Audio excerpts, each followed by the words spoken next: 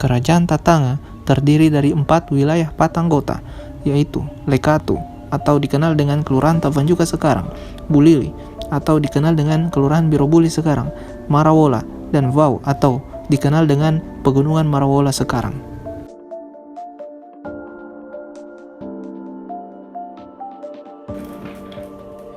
Dalam buku Sejarah Daerah Sulawesi Tengah, karya Sutrisno Kutoyo, disebutkan bahwa salah satu tempat yang lebih tua dari Palu adalah Tatanga, dan yang lebih tua dari Tatanga adalah Bangka. Dahulu penguasa Tatanga amat berkuasa. Menurut tradisi lisan, dahulu orang yang akan masuk ke wilayah Tatanga terlebih dahulu diperiksa di wilayah Bone Tatura, yang pada saat itu masuk dalam wilayah kerajaan Tatanga. Menurut Halyadi Sadi dan Ismail Syawal dalam bukunya yang berjudul Sejarah Sosial Sulawesi Tengah, kekuatan prajurit kerajaan Tatanga saat itu sebanyak 300 orang pasukan yang dinamakan pasukan Garonjobu dan dipimpin oleh seorang Tadulako yang bernama Tadulako Songgolangi. Persenjataan prajurit kerajaan Tatanga terdiri atas 4 buah meriam kuno dan bedil buatan Portugis yang disebut Malela dan Lela.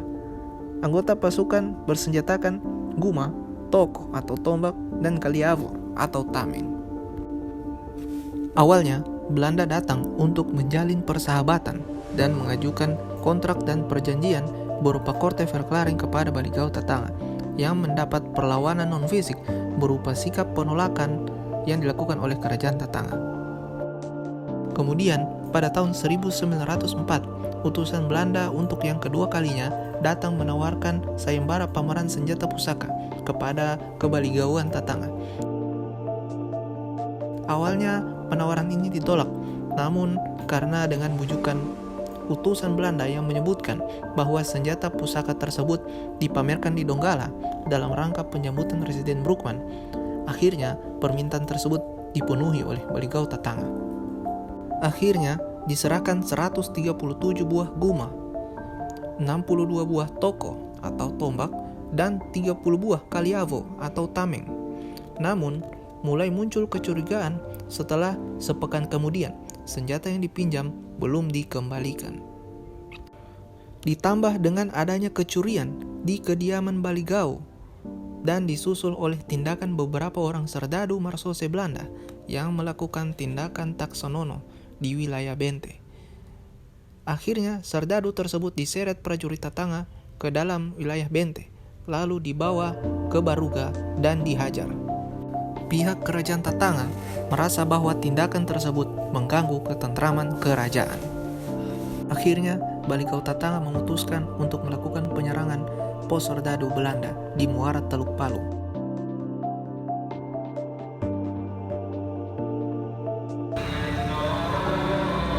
Saat ini saya berada di salah satu peninggalan dari kerajaan Tatanga atau kebaligauan Tatanga, yaitu berupa tiang Baruga.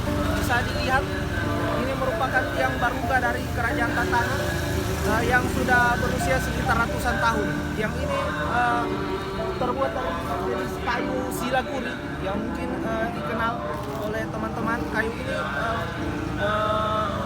merupakan kayu yang berusia sudah beratusan tahun. Kayu ini menjadi simbol persaudaraan bagi kerajaan Tatanga. Jika kerajaan Palu di Siran ini mempunyai Baruga Tanggabanggo, maka di Tatanga terdapat Baruga Tatanga, yakni peninggalannya masih bisa dilihat berupa masyarakat sini umumnya menyebut ini kayu nono, yang secara jika ditelisik lebih lanjut itu merupakan kayu silaguri yang umumnya dibuat untuk mendirikan Baruga yang ada di kerajaan-kerajaan di Sulawesi Tengah. Bisa teman-teman lihat.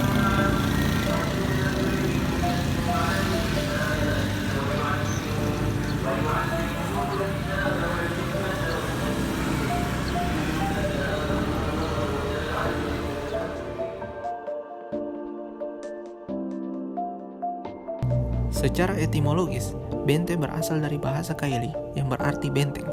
Berdasarkan tradisi lisan masyarakat Tatanga, dahulu kawasan ini merupakan benteng utama kerajaan Tatanga dalam peristiwa perlawanan melawan Belanda. Kawasan ini menjadi saksi bisu perlawanan masyarakat Tatanga melawan kolonial Belanda. Selain itu, peninggalan sejarah yang ada di Tatanga sekaligus menjadi kearifan lokal budaya setempat ialah beberapa sumur yang ada di wilayah Tatanga. Salah satunya ialah Sumur Binobo. Sumur ini telah ada sejak ratusan tahun silam dan digunakan masyarakat sekitar untuk memenuhi kebutuhan sehari-hari seperti minum, mencuci, dan sebagainya. Selain itu, peninggalan sejarah yang ada di Tatanga di masa kini ialah berupa penamaan jalan yang ada di lingkungan Tatanga. Penamaan beberapa jalan yang ada di lingkungan Tatanga diambil dari beberapa tokoh masyarakat atau seseorang yang berpengaruh di wilayah lingkungan tersebut, bisa pula dalam bentuk kearifan lokal budaya yang ada di kawasan ini.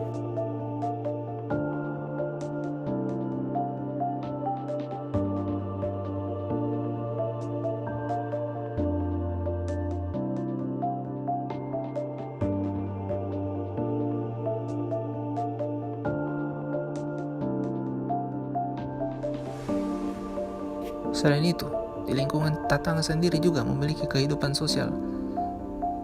Kehidupan sosial masyarakat Tatanga terbilang masih menjunjung tinggi nilai gotong royong, semangat kebersamaan, dan solidaritas di antara satu sama lain.